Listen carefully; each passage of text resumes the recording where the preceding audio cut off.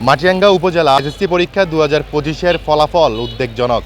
মাটিরাঙ্গা উপজেলার 13টি স্কুল পর্যালোচনা করে দেখা যায় কোনো কোনো স্কুলে পাশের হার 50-এর নিচে, আবার কোনো স্কুলে পাশের হার 21%।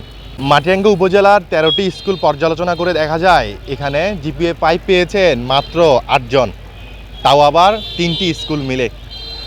এর মধ্যে মাটিরাঙ্গা সরকারি মডেল উচ্চ বিদ্যালয়ে 107 জন পরীক্ষা দিয়েছেন, যেখানে পাশ করেছেন 77 জন, আর পাশের হার হচ্ছেন 71%, যেটি বলা যায় এখানকার রেজাল্টের মধ্যে সবচেয়ে বড় একটি অর্জন।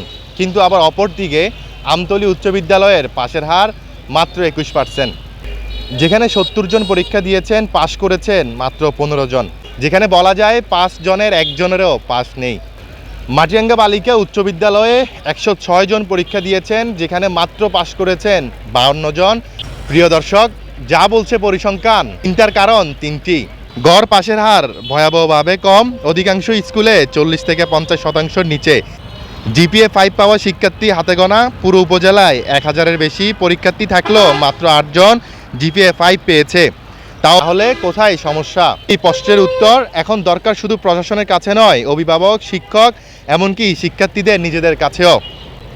শিক্ষকদের অভাব, প্রস্তুতির ঘাটতি, ক্লাসমুখিতা কমে যাওয়া, প্রযুক্তিভিত্তিক শিক্ষার অভাব, এসব প্রশ্ন খোলা রেখেই সমাজের সকল পক্ষের কাছে জবাব চাওয়া এখন সময়ের দাবি।